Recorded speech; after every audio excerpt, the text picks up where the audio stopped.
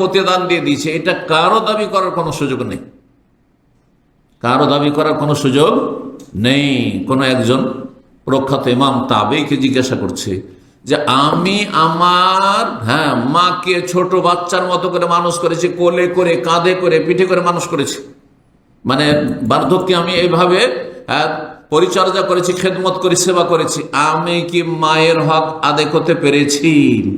তখন বলেছে ওয়ালা তালকা ওয়াহিদা, তোমার ভূমিষ্ঠ হওয়ার সময় যে বারবার করে পেশাব বেদনা উঠছিল আর যে যন্ত্রণা হচ্ছিল তোমার মায়ের, একবার যে যন্ত্রণাটা এসেছে তার হকটা আদায় করতে পারোনি, বাকিটা তো দূরের কথা।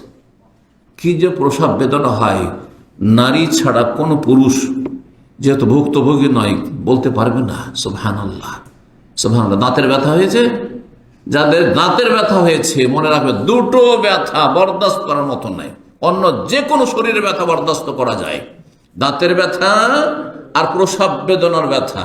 দাঁতের ব্যথার চাইতে অনেক অনেক গুণে মারাত্মক হচ্ছে প্রসব বেদনার ব্যথা।